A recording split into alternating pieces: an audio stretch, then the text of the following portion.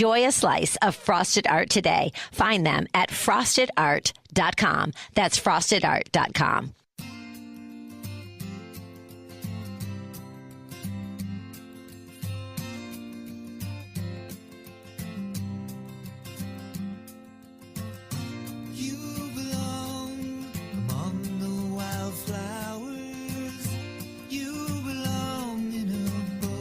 Welcome back, everyone, to One Life Radio. This is Bernadette with Diamond Gray, Aviana Barrientos, Lexi Brinkley, Jill Lane, and we have Neil Z. Miller back with us. He is a medical research journalist and the director of the Think Twice Global Vaccine Institute. He has devoted the past 30 years to educating parents and health practitioners about vaccines, encouraging informed consent, and non-mandatory laws. He is the author of several articles, studies, and books on vaccines, including Miller's Review of Critical Vaccine Studies, Vaccine Safety Manual for Concerned Families and Health Practitioners, and Vaccines, Are They Really Safe and Effective? Neil has a degree in psychology and is a member of Mensa. Love this guy. You can find him at thinktwice.com. How are you doing today, Neil? I'm doing well. Thanks, Bernadette. I appreciate it. Yeah, it's so great to have you back. I've got so many questions, and I know this is one of the hottest topics in the country right now, if not the hottest topics. So let me ask you this. How has the vaccine schedule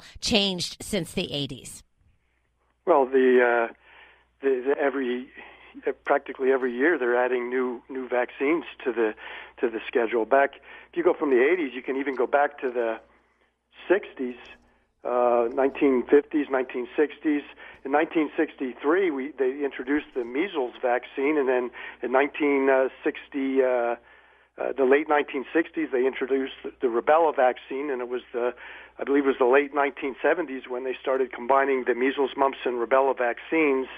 And if you go from back from the 70s, basically you were talking about you got a pertussis vaccine. They had just about ended the smallpox vaccination. You got a polio vaccine, and then the measles and the rubella. That was about it. And then starting in the 80s, they started to expand the schedule.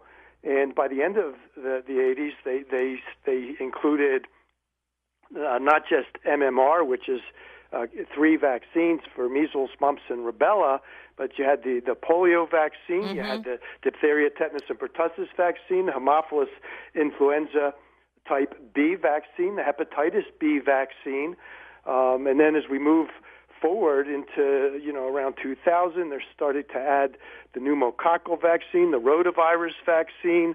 Now they've got the hepatitis A vaccine, and they're recommending an influenza vaccine. And not just that, but they're increased the number of doses, or really when we say doses, we're talking about booster shots. Mm-hmm. When you give when you give a vaccine, it stimulates antibodies, but those antibodies they only last for maybe a few years at the most, depending on which vaccine we're discussing. Mm-hmm. And that's why they recommend multiple vaccines. For example, the pertussis vaccine, they're giving this to babies at 2 months, and then they're getting it again at 4 months, and then at 6 months, and then they've got 2 more doses that they recommend before the child enters school. So they're getting 5 doses of that pertussis vaccine, and it's still not enough. They blame unvaccinated children for spreading disease, but that's absolutely untrue, because when you read the studies, which I summarize in my book, Miller's Review of Critical Vaccine Studies, when you read those studies, you find out that the scientists know what's actually going on, is that the pertussis vaccine caused the microorganism that causes pertussis, which is the Bordetella pertussis microorganism. They know that it has caused evolutionary adaptation of the microorganism. The circulating microorganism in society has evaded the vaccine. So the vaccine is no longer effective against the Bordetella pertussis strains that are circulating in society, and they've become more virulent. And that's what's causing the different cases. So, but in summary, we basically had, you could count the number of vaccines that we got back in the 1960s and 1970s. Mm-hmm. By the 1980s, you needed two hands to count them.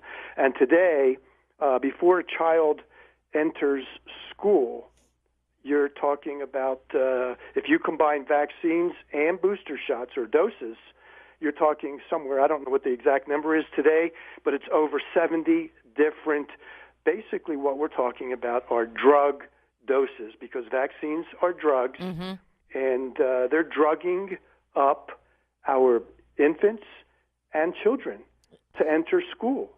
Yeah. And that's got devastating consequences, and these consequences are not just something that I've made up out of my mind.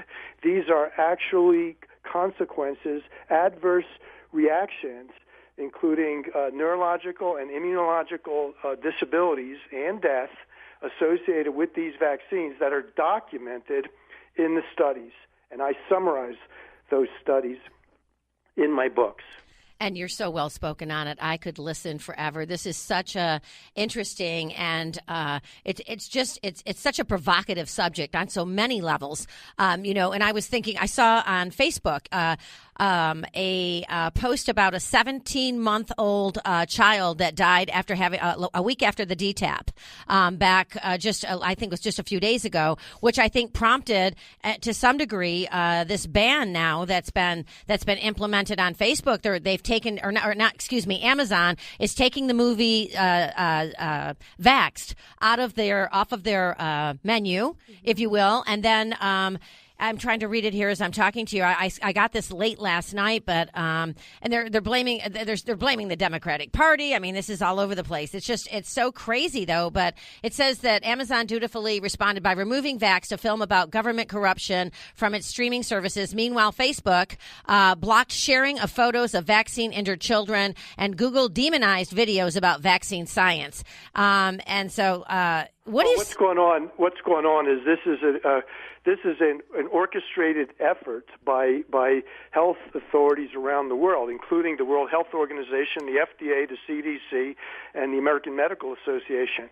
And it's very well orchestrated. And every time there are outbreaks of disease, outbreaks of measles, for example, they hype that up, and they've got the media, 70% of the income that the major media receives, that we're talking about CNN, MSNBC, and Fox News, for example, 70% of their income comes from pharmaceutical advertising, and they don't want to threaten that advertising stream of revenue, and so they won't speak badly about vaccines. Whenever there's a problem, whenever a child dies after a vaccine, you won't hear about that.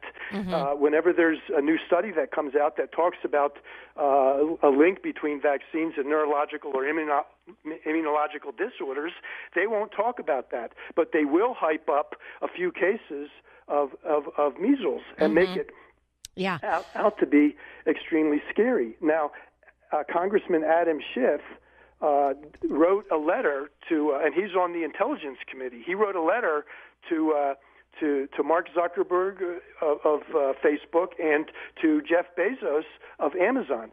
He wrote each of them a letter, and in that letter, he out and out lied. He said that there is no scientific evidence that vaccines are unsafe. And the reason I wrote my book, Miller's Review of Critical Vaccine Studies, in that book I summarize 400 studies taken from the medical journals. These are peer-reviewed studies in the medical journals, and these are 400 studies that document that there are very serious adverse consequences to these vaccines. These are the trade-offs. These are the risks associated with vaccines. So there's a lot of documentation that vaccines cause harm and are absolutely unsafe. And so he lied outright, and then not only did he lie outright and say that there's no scientific evidence that vaccines cause harm, then he said we're concerned about misinformation that the so-called anti-vaccinators are spreading. He's the one that's spreading the misinformation. and that's a problem. And so he complained to Jeff Bezos, and also at the same time, CNN in their business reporting. And that's pretty interesting that it's their business section that's reporting. They singled out my book, Miller's Review of Critical... wow. Yes, my book, Miller's Review of Critical Vaccine Studies, was singled out in that CNN report, that they said that they were very concerned about that, and they wanted Amazon to do something about it. So we've got the United States Congress and the major media that are calling for a ban on books. That is what we're talking about today, modern day book burning.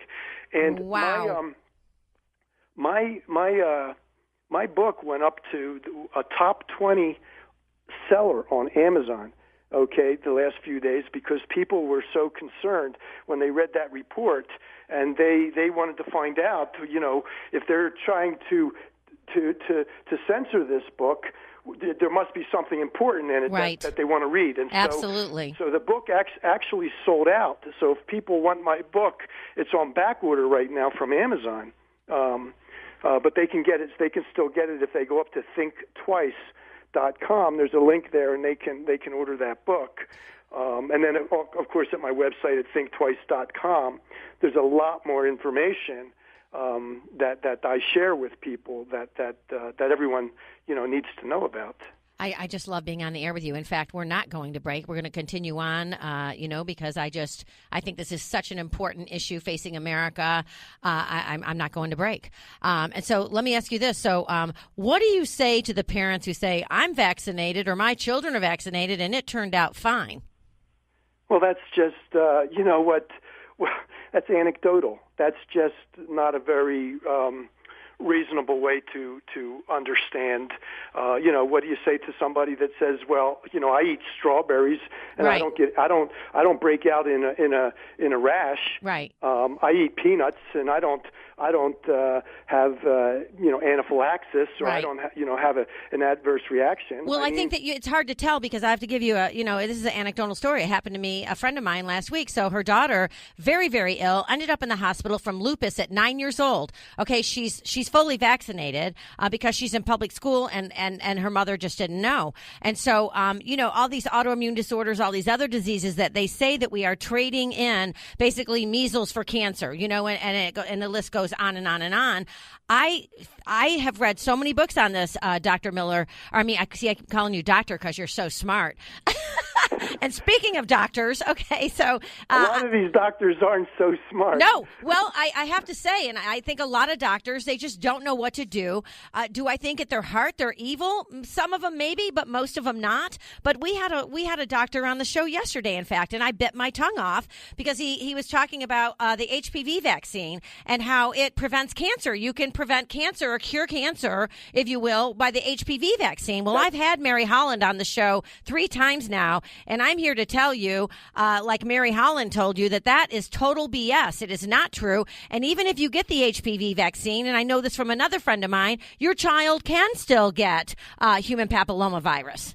Yeah, and human papillomavirus, HPV, that's... When you get that, 95% of the cases of HPV, they self-resolve. Exactly.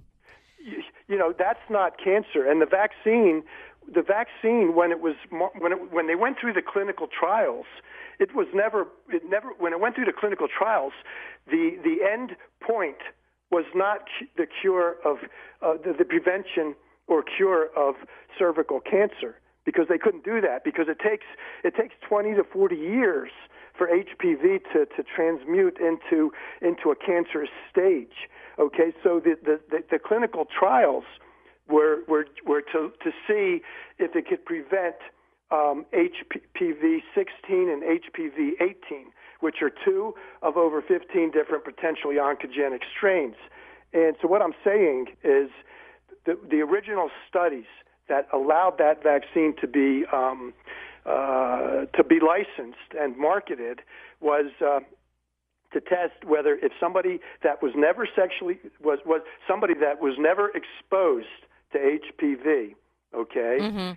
Because that's a problem. If you're already sexually active, that's a problem. And I'll explain that in a minute. But the original study